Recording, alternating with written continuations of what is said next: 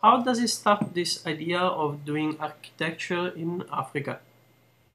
Well, this kind of lifelong lifelong missions, they just start with very banal reasons that I just like Africa, and I have this feeling that there is a lot to be learned from that continent, and that I have had ever since the beginning. And I just wanted to go to a place where it's always beautiful weather. It's that kind of simpleness, the reasons behind such decisions. Yeah. So sound maybe a bit banal, but that's how things are, I'm afraid. Yeah. And it's a combination of those two things, like the Germans call it, the Fernweh, that you like to work in an exotic context, combined with a mission that you have the feeling that you are needed somewhere in the world to help people. And in Africa in particular, we all seem to pity that continent, and they need our help. Well, if that's really true, that's another thing. But those were the drivers at the beginning, and then, well, I've never left the continent since. That's now almost 30 years ago. In which part of Africa, in which part of the continent? Well, the focus of my work, I mean, it's an enormous continent, so you cannot be everywhere. But Yeah. the places that I know well, and I've done a lot of work, is in West Africa, in Burkina Faso, Okay. and in East Africa, in Tanzania, Uganda, Kenya, Mozambique, Ethiopia.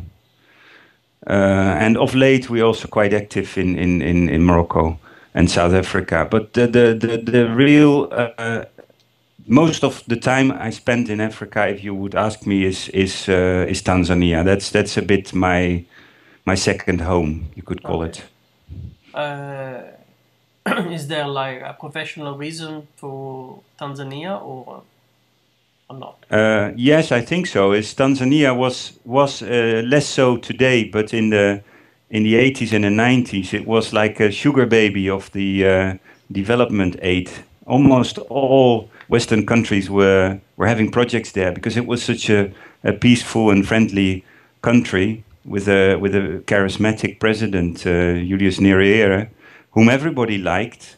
So there was a lot of aid, a lot of interest poured into the country, and of course it was also a coincidence because I was working at that time for Lipsmeier and Partner, a German company who had quite an important office in Tanzania. So that's really how I started there.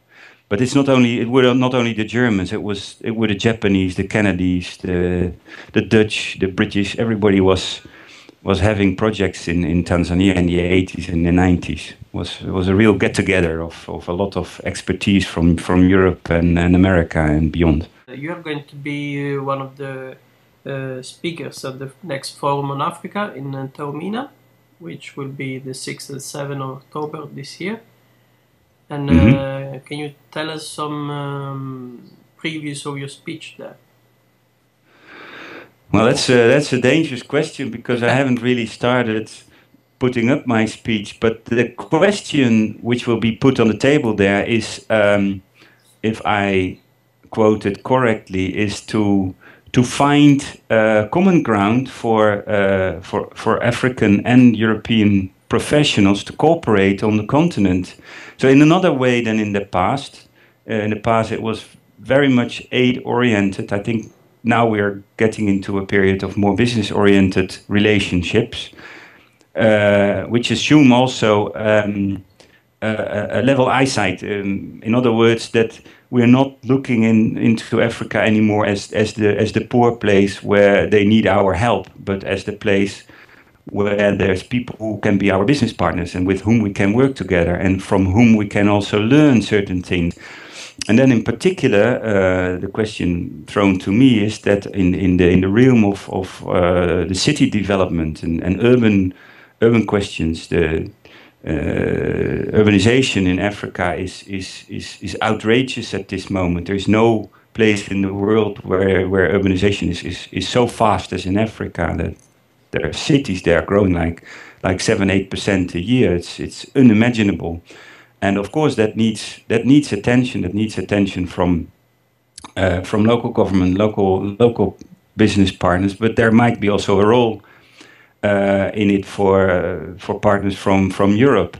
What I understand from one of the reasons behind the conference is to see why it seems that initiatives from elsewhere, and then I'm talking about in particular China and India, seem to be more successful in current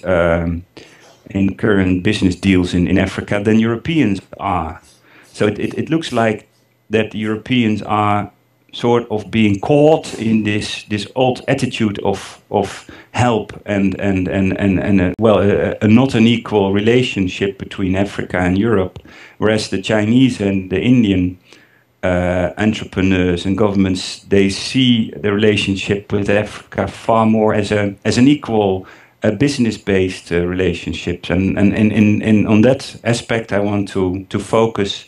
And then in my own field of architecture and urban development. I saw on the website of ArchiAfrika that this association can help in achieving the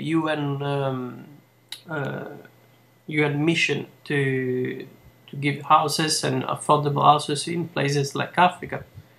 So what exactly ArchiAfrika is doing in this direction?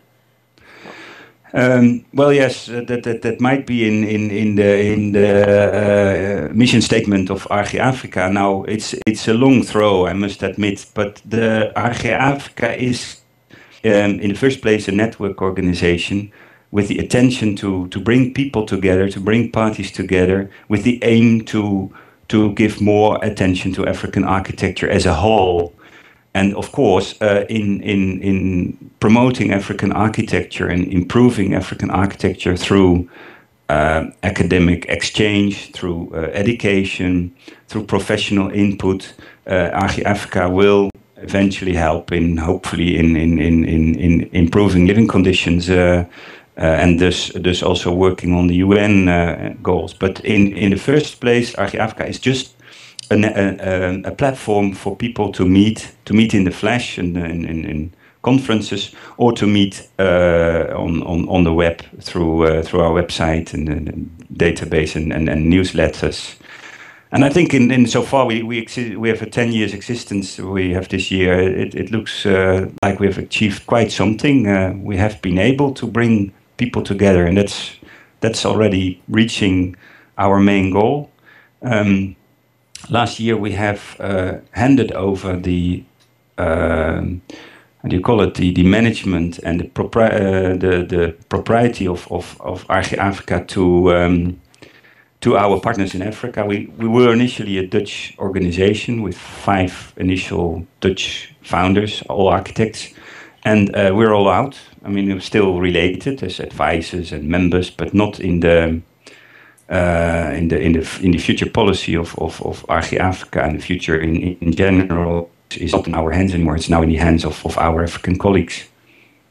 By an architecture point of view, what do you find new in the African architecture?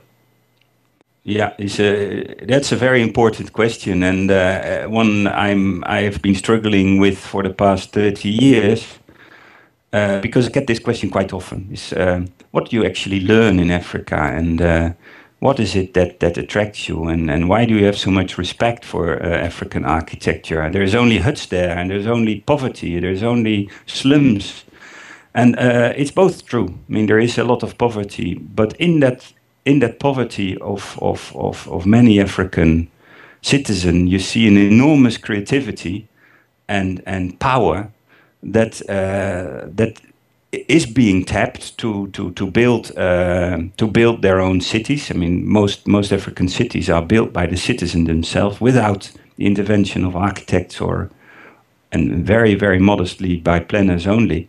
And if you see then what they achieve in terms of the quality of their living environment. I mean, there are exceptions, there are utter slums, but in general, the informal, as they call it, settlements on the periphery of the African cities are often places where you can live quite well, very well sometimes, and where there is a lot of attention being given to the public realm, to how people come together, but also to the individual dwelling. And this creativity and this more loose way of designing and creating your own spatial environment is something very, very distant from what we do in Europe, in particular in my country, where everything is subject to regulations and to formal institutions, where there is very little room left for the individual citizen to create his own living environment. That is one of the things.